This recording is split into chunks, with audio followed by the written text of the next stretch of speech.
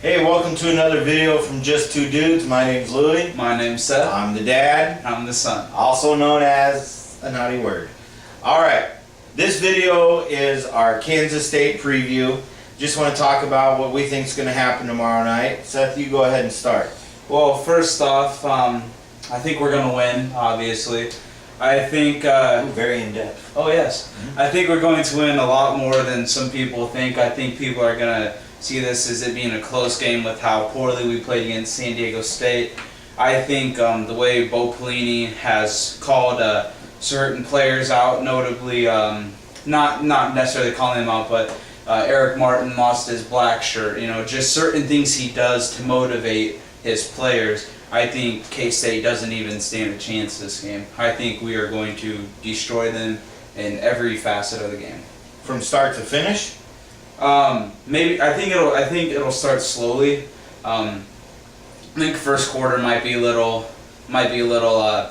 like just standing like in the middle of the ring in a boxing match, throwing punches back and forth. But we'll take it over as the game goes on. Yeah. With the running game, I think we'll wear them down, and then eventually we'll just take care of business. I actually see Nebraska going in at half down.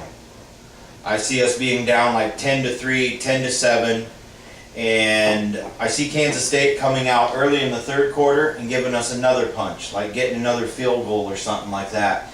And then I just, for some reason, I see, at that point, I see us rolling off like 5 straight touchdowns. It's like Oregon did against Stanford. Like a couple of, like maybe a pick six, a big punt return to completely take the momentum, and then we just rough them up from there.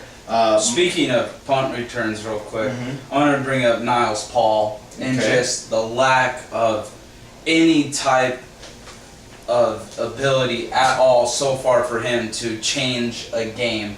He really hasn't done anything besides the first game. He caught a touchdown pass on a deep ball from Cody Green after the game was already decided at that point.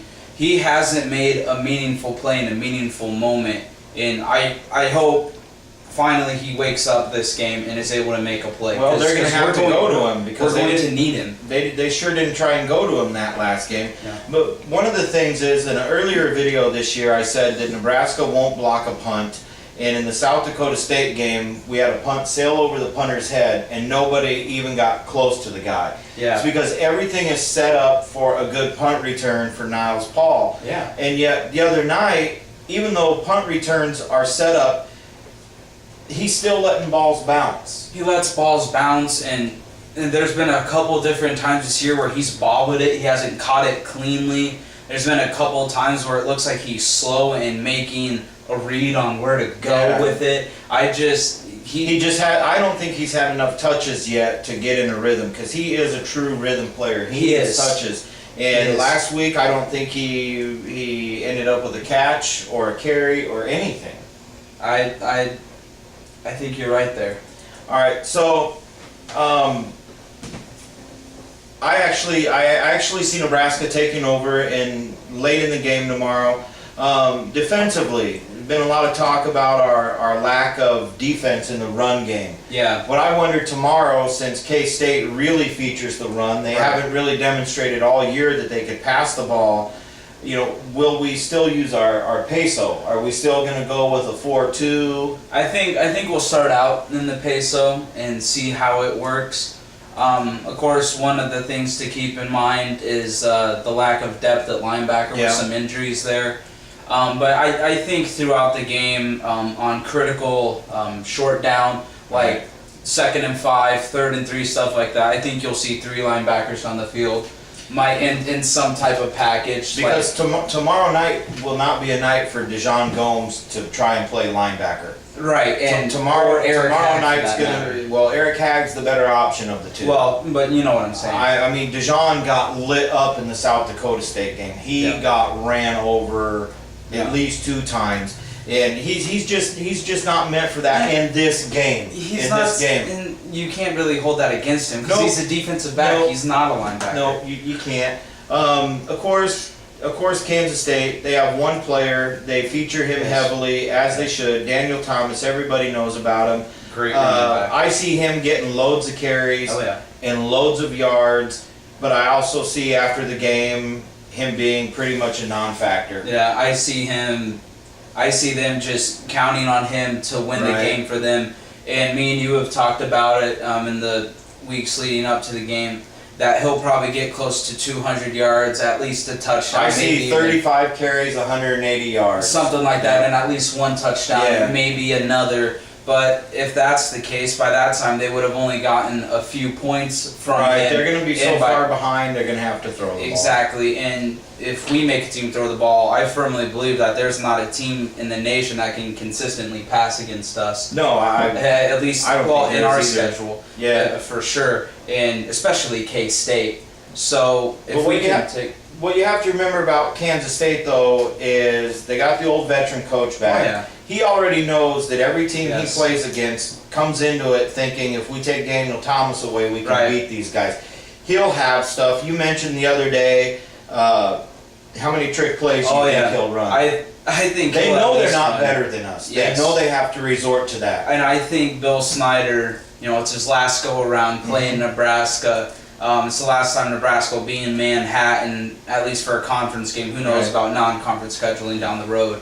But I think he'll come out and try 3 or 4 trick plays or gadget plays, whatever you want to call them. He'll try at least a couple of those just to try to keep his team in the game. Right. So, do you have anybody that you think is going to have a breakout game?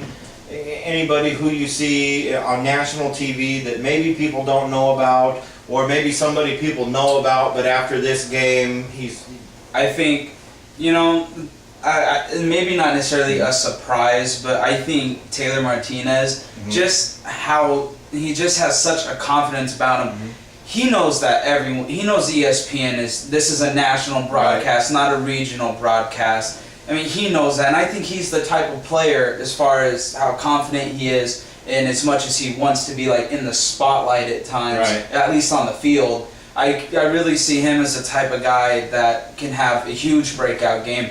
But as far as someone who people may not know about, I think Brandon Kinney will just continue to be a playmaker in the passing game for us. I like Levante David. I think he's going to get so many chances to do so many things tomorrow night. I could see him having a repeat performance. But sorry, when you beat South Dakota State 17-3 and you have 19 tackles, don't mean as much. It's not as impressive if you do that on national TV against Daniel Thomas, against Right. K-State. And I actually see the same type of performance from him. I think in the linebacker department, I think Eric Martin, I think he's going to have a great game. Well, I think so Eric Martin, they're he's big, he's physical, he'll be able to handle Thomas's size. I think he'll be able to handle a little better than David as far as tackling and bringing him down and not like letting him fall forward, where Well, he seems that to always guy's do gonna that. fall forward. He's no going to matter fall what. forward, I No know, but matter Eric what. Martin can match him physically a little better than Levante. And with Bo Strip in his black shirt, Eric Martin's going to have something to prove this game. And I Let's really think he's going to have a big game. And one thing that I'm looking forward to is Nebraska fans have always counted on the fact that you can go to Manhattan. It's a pretty short distance, Yeah. and for a lot of years it was a guaranteed Husker victory. Yeah. Probably not so much in the last 10, 15 years, but it's a Thursday night game on ESPN. They're going to be pretty excited down there, Oh, but yeah. I think it's going to be just like all the games when Nebraska goes on the road around here. It's like Yeah. the Washington game when they panned out and you saw all the red. Yeah. I think tomorrow night's going to be Just as much. insane. I think there's going to be a ton of red there. Let's hope. I think so. That defensive line, they're taking a lot of heat, and sometimes I'm not sure if they should be taking the heat. I don't know if we're just playing it safe with some real base defensive calls, trying not to tip anything, and maybe tomorrow we'll come out with some new stuff that we haven't seen.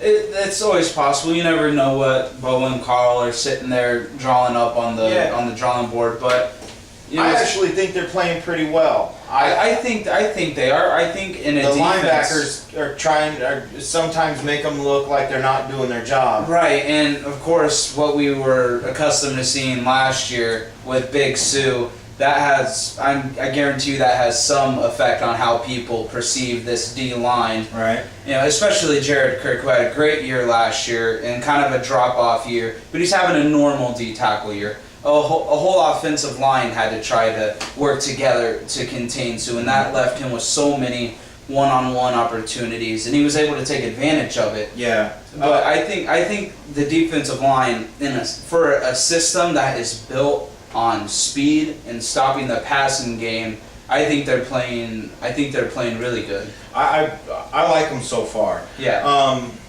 But of course, this is their biggest test of the year so far. Yeah. Absolutely. Yeah.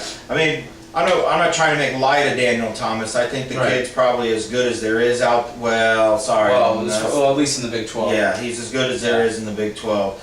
One other thing, as far as players, you know, you mentioned Taylor Martinez, Yeah. and I actually think he will have a pretty big game. Oh, yeah. But every time I think of Taylor Martinez, and I know this is getting off the subject, you know, when that kid puts up big numbers, Nebraska's doing well, he gets a lot of attention. And I know this is off the subject, but Denard Robinson continues to boggle my mind.